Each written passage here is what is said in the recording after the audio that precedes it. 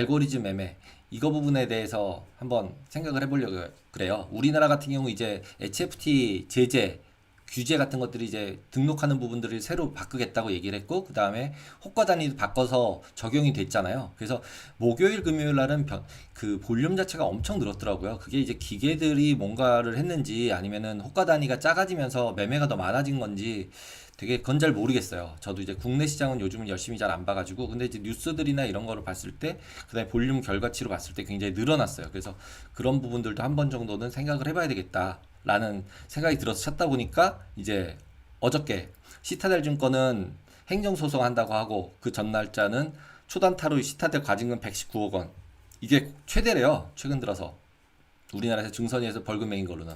그래서 초단타 매매에 대해서 이제 시장 에서 이렇게 과징금 매기고 그랬더니 나는 아니다라고 행정소송 한다고 하고 이런 부분들이 나오고 있어요. 그래서 이때 뉴스에서 보면 이 시타델은 이제 글로벌리 굉장히 하이 프리퀀시 뭐 마켓 메이킹 이런 거로 제일 유명한 헤지 펀드예요. 그리고 기계로 트레이딩하는 네. 그리고 시큐리티즈는 브로커 회사고 그래서 이제 그런 부분들이 있다. 그리고 얘네들이 들어올 때 우리나라에 들어올 때 예전으로는 메릴 린치 이름을 달고 들어왔었는데 이때도 지금이 아니라 2018년도 거 얘기예요, 지금.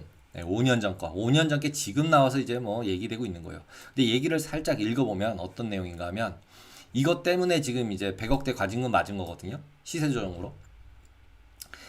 10시경에 60초, 그러니까 1분 동안에 막 3.5%가 오른 거예요. 근데 그때 오르는 사이에 매매된 것들을 보고 오더 북을 보니까 고가 매 고가 물량 소진 매수 주문 이게 한국말로 이렇게 돼 있는데 이거 몰라고 찾아봤더니 이거래요. 이거 IOC immediate or cancel 뭐냐면 지금 바로 체결시키거나 체결 안 됐으면 캔슬 시켜라는 주문 방식이 IOC 주문이거든요. 그걸 이제 고가 물량 소진 매수 주문 이렇게 표현하더라고요. 그래서 딱 넣었다가 체결 안 되면 캔슬 딱 넣었다가 체결 안 되면 캔슬. 그러니까 이제 밖에서 봤을 때는 넣었다 뺐다 하는 것처럼 보이는 넣자마자 캔슬하는 거죠. 그러니까 이것들이 그러고서 이제 그걸 여러 번 그다음에 호가 메우기 주문은 이렇게 호가 창들이 쭉 보이면은 매수 쪽 보이고 매도 쪽 보이잖아요. 이렇게 그러면은 거기서 이제 빈칸에 개수 조금만 데다가는 메꿔서 넣는 거죠. 그래서 주가를 올렸다는 거죠. 결국 그런 걸 통해서 34회 매수 주문 낸 걸로 파악됐다. 1분 동안에 요거 여러 개랑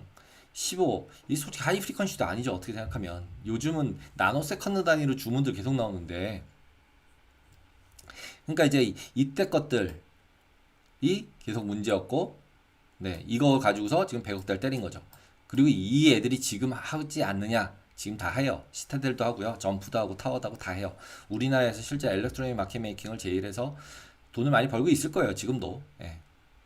근데 그 와중에 이제 보시면은 이것도 4일 전이죠. 지난주에 이것도. 시타델 160억 원 이익, 헤지펀드 업계 신기록이에요. 예, 수익이 160억 불, 19조, 거의 20조예요, 20조. 한 해 수익이. 헤지펀드 신기록이에요. 얘가 아까 나온 이 시타델의 이제 모 회사, 얘가 LLC고요. LLC가 헤지펀드를 하고 있고 헤지펀드가 가지고 지분 있는 데가 시타델 증권일 거예요. 예. 그렇게 보시면 될 것 같아요. 그래 놓고 또 뉴스를 조금 더 찾아보니까 얼터너티브 데이터에 답이 있었다. 라고 나와요. 그래서 그 얼터너티브 데이터라는 게 뭐냐면 똑같이 하이 프리퀀시를 하고 시스템 트레이딩하고 퀀치 트레이딩을 하는 회사인데 시타델이 그 회사에서 결국 쓰고 있는 게 얼터너티브 데이터에 목숨을 걸고 있었다라는 거고 그걸 통해서 돈을 많이 벌었다.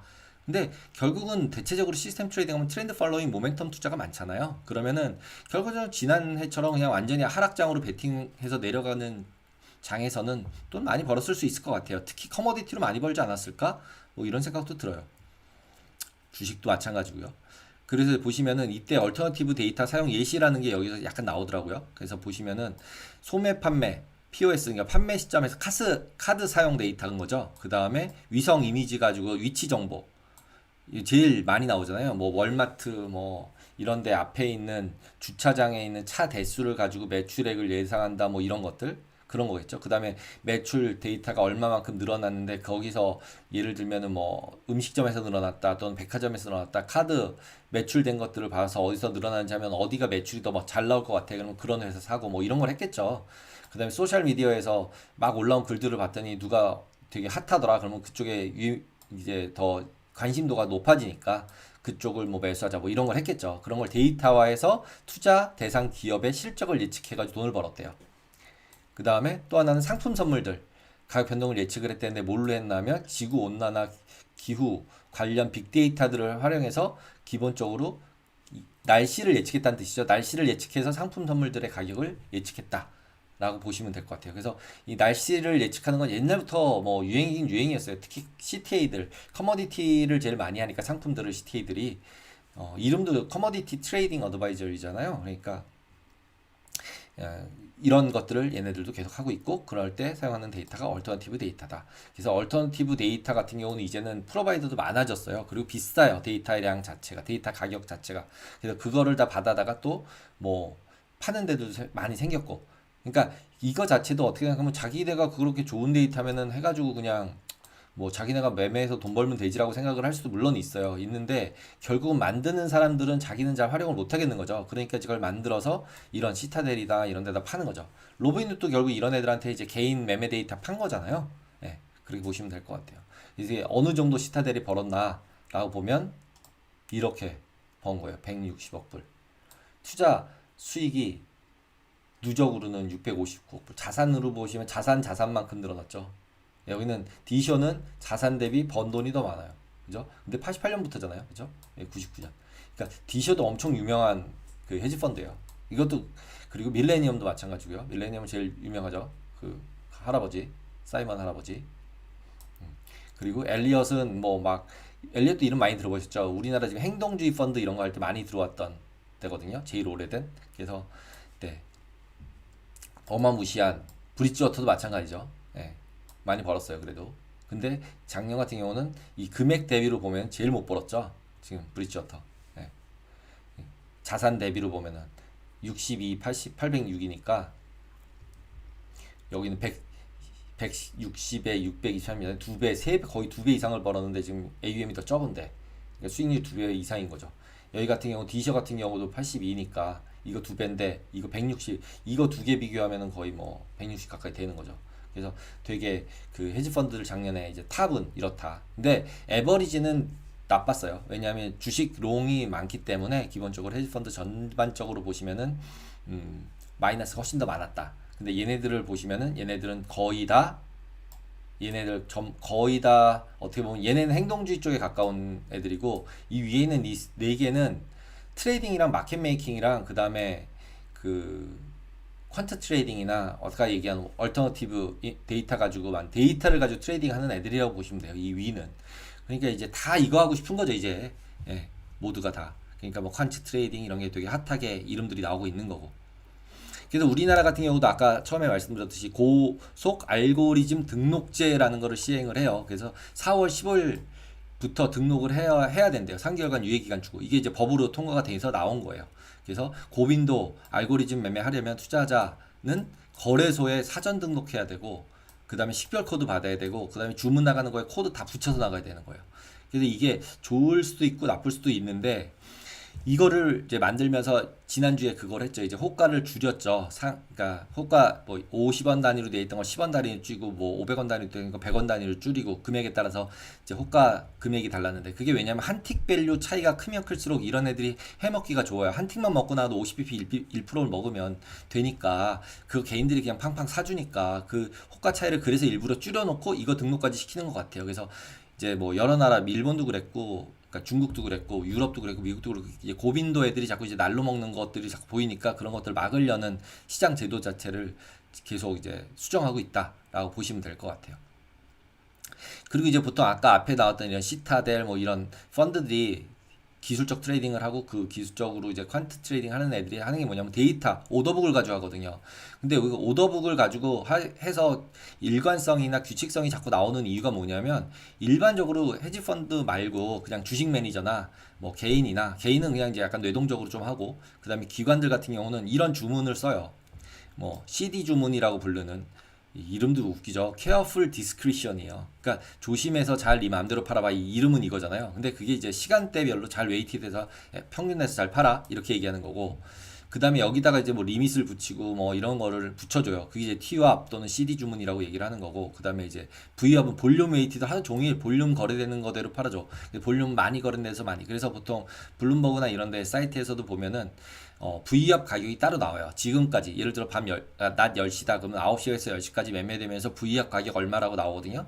그러면은 그거는 기계적으로 계산된 가격이잖아요. 실제로 체결됐냐라고 보면은 체결됐는지 안 됐는지 알 수 없어요. 브로커한테 주문을 낼 때 그냥 V왑으로 체결해 주세요 라고 얘기하면 이 베스트 에포츠라는 게 그냥 들어가 있는 거예요. 최선을 다해서 팔으라는 거죠. 그래서 이 V왑 가격이랑 차이가 되게 적을수록 되게 좋은 브로커예요. 그리고 이것보다 더 잘 팔면 더 좋은 브로커죠. 내 계좌는 이것보다 똑같이 거래가 되지 않을 수도 있어요.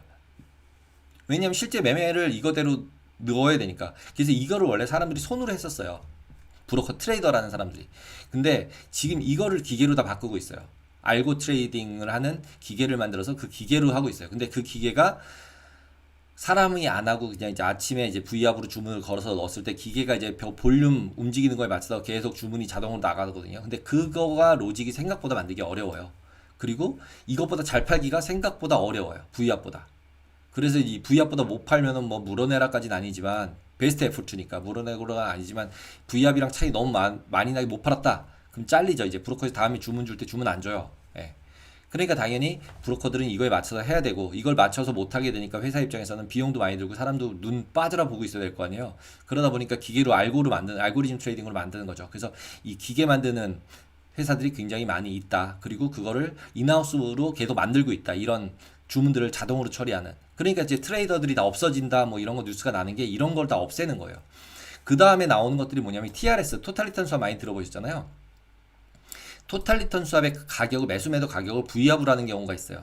그러면 V왑으로 하게 되는 경우에는 아예 처음에 V왑으로 들어온 매수자와 V왑으로 들어온 매도자를 그냥 종가에 두 개로 그 나온 가격으로 크로스 시켜서 없애버려요. 크로스라는 얘기는 매수 매도를 그냥 둘이 교환시킨다는 거예요. 실제 매매 안 일으키고.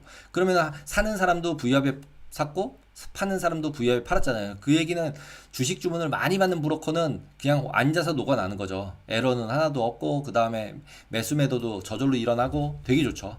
예. 그래서 그런 걸 하는 이제 토탈리탄 수합으로 많이 한다. 그 다음에 DMA 이거는 다이렉트 마켓 액세스라 그래서 전산으로 직접 붙이는 거예요.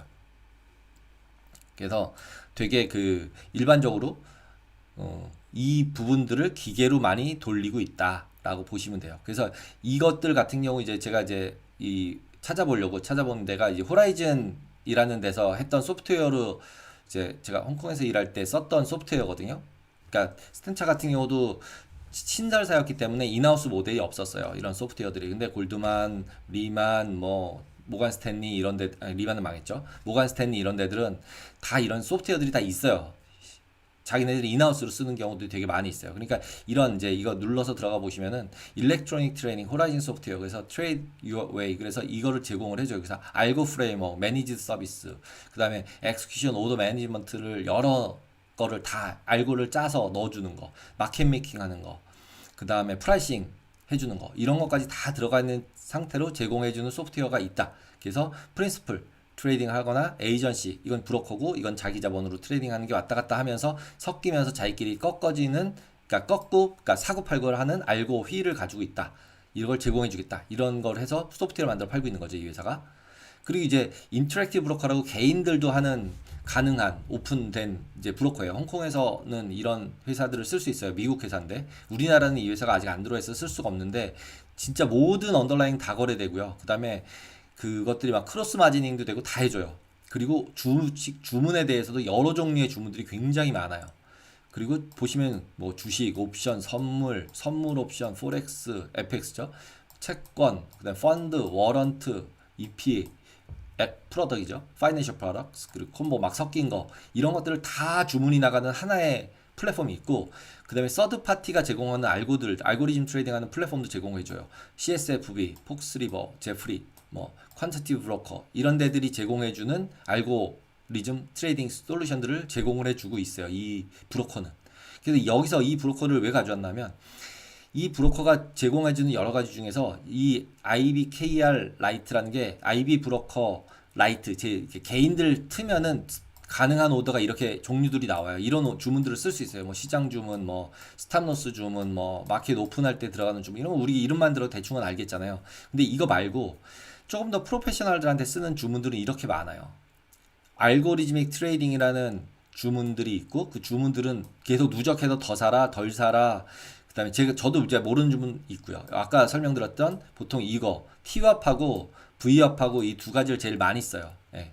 그래서 제가 최근은 아니고 제가 있을 때도 계속 주로 썼던 마켓의 임팩트를 최대한 줄여서 그냥 팔고 싶은 걸 할 때 V압을 보통 하고요. 근데 T압은 여기다가 이제 리밋 같은 걸 붙여서 T압으로 주고요. 얼마 이상 올라가면 팔지 말고, 그 다음에는 시간 배분화 해가지고 뭐 5분마다 계속 팔아 뭐 이러는 거죠. 이제 말로 주문 내면은 뭐 거기서 열심히 하죠. 근데 이제 지금은 이거 자체를 말로 주문 내면은 그 말로 주문 낸 거를 기계에다가 그대로 써서 넣으면은 기계가 그 시간마다 계속 주문이 나가는 거래가 실제로 있는 거세요.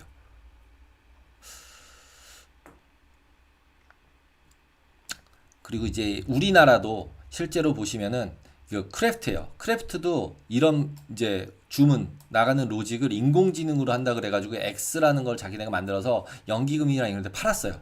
예.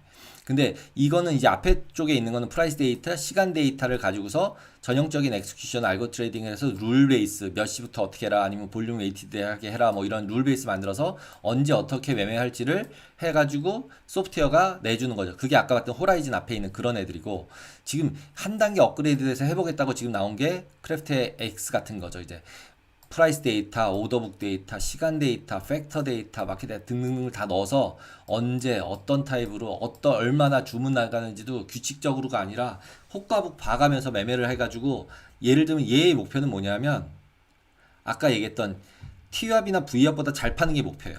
그래서 여기 밑에 가서 이거 누르셔가지고 사이트에 가보면은 뭐 자기가 뭐 천 몇백억을 했는데 몇 BP를 더 V압보다 잘 팔았다 뭐 이렇게 팔았는데 결과는 그렇게 좋지 않았대요. 예, 그래서 이제 그런 부분이 좀 있어요. 그래서 지금 실제로 이런 알고로 이런 걸 V압이나 T압을 만드는 그런 것들이 어느 정도는 유행이고, 이미 그래서 알고가 거래가 다 되고 있다. 미국 같은 경우는 제가 들을 때 8, 90% 이상 다 이런 알고로 거래되고 있지, 손가락으로 주문하는 사람 거의 없는 걸로 들었었거든요. 많이 없는 걸로 들었었어요. 그래서 이렇게 돌아가고 있다, 기계가. 그래서 미주하거나 옵션이나 이런 거 할 때 우리가 대부분 손가락으로 매매하고 있을 때는 이제 이런 기계들이랑 매매하고 있구나, 이렇게 생각을 하시면 돼요. 그리고 이제 또 한 가지, 이제 지금 되게 이제 여러 군데서 말들이 많이 나오잖아요. 이런 거 HFT, 알고리즘 트레이딩, 이게 다 비슷비슷한 거라고 생각을 하시는데 약간은 차이들이 있어서 제가 아는 한으로 맞춰서 그 이제 한번 정리를 좀 해봤어요. HFT는 그냥 빠른 속도예요. 하이 프리퀀시잖아요. 빠른 속도, 빠른 주문수를 처리하는 거래 기법이에요. 이거는 뭐 트레이딩 전략이 아니에요. HFT는.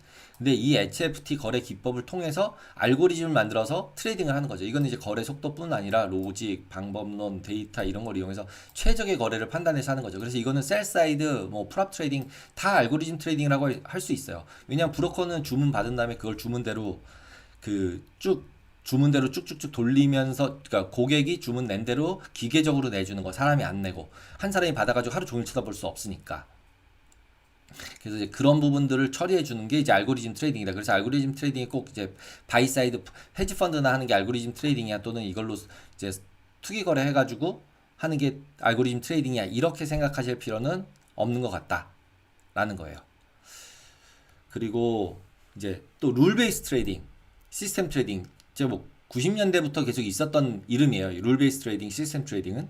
그래서 그 시스템 트레이딩 같은 경우 이제 하고, 그다음에 지금 말 많이 나오는 이제 퀀츠 트레이딩, 뭐 르네상스가 하는 퀀츠 트레이딩, 뭐 그다음에 지금 뭐 이렇게 3%에 나오는 그런 퀀츠 트레이딩, 퀀츠 트레이딩도 종류가 되게 많겠죠. 아까 봤던 시타델이 하는 퀀츠 트레이딩, 뭐 그다음에 월드 퀀츠가 하는 퀀츠 트레이딩, 다 다른 점이 다 다르죠, 약간. 근데 기본적으로 지금 저희가 보통 이제 3%나 이런 데서 나와서 하는 트레이딩은 룰 베이스 트레이딩 쪽에 더 가깝다고 저는 생각이 들고요. 그다음에 지금 보통 이제 시장에서 프로페셔널들 얘기하는 퀀치 트레이딩은 르네상스나 시타델이나 뭐 점프나 타워나 이런 데서 하는 것들에 대해서 이제 퀀치 트레이딩이다 라고 이제 보통 생각을 해요. 기관의 입장에서는. 개인들의 입장에서는 백테스팅을 하는 트레이딩은 해보고서 그 기회 통계적으로 좋은 것 같아 라고 하는 걸 다 퀀치 트레이딩이라고 얘기를 하지만, 약간은 좀 이렇게 레이어가 좀 다른 것 같아요. 그래서 개인들이 하기에는 충분히 룰 베이스 트레이딩이 저는 가장 좋은 전략이라고 생각을 해요. 왜냐하면 룰 없이 트레이딩해서 돈 버는 거는 진짜 이제 그 기본적 분석 진짜 잘하고 회사 분석 진짜 잘해서 롱텀 투자해서 돈 버는 거니까 그건 룰 베이스라고 얘기할 수는 없잖아요. 예. 그래서 그냥 트레이딩으로 돈을 벌려면 룰 베이스를 해야 되고 인베스먼트 진짜로 회사를 찾아서 기본 밸류를 찾아서 트레이딩을 할 거면 그건 인베스먼트 투자를 해서 오랫동안 그냥 가지고 있어 이제 잘 이제 뭐 안전 마진 뭐 이런 거 체크해가지고 진짜로 싸다 그럴 때 사가지고 가져가야 된다 이런 생각이 들어요. 그래서 룰 베이스 트레이딩이라고 하면 보통 백테스팅 해가지고 수익 창출한 기준 규칙을 찾고 미래에도 작동할 거라고 예상하고 하는 매매예요. 이게 규칙 찾으는 사람이 찾을 수도 있고 기계가 찾을 수도 있고 근데 요즘은 이걸 또 기계가 찾게 해가지고 퀀치 트레이딩의 영역으로 가져왔죠. 그래서 이것들이 막 믹스되고 있는 거라고 보시면 돼요. 그러니까 어차피 다 돈 벌자고 하는 거잖아요. 네, 그렇게 보시면 될 것 같아요. 그래서 기본적으로 이런 룰 베이스 트레이딩이 있고 퀀치 트레이딩이 있는데 퀀치 트레이딩은 룰 베이스보다는 조금 더 금융 모델이랑 수학적 방법론을 이용해서 기계학습 알고리즘 같은 것도 만들고 백테스팅도 좀 더 여러 가지 방식들로 데이터들을 이용해서 해가지고 그걸로 로직 세워서 매매하는 거다라고 보시면 될 것 같아요.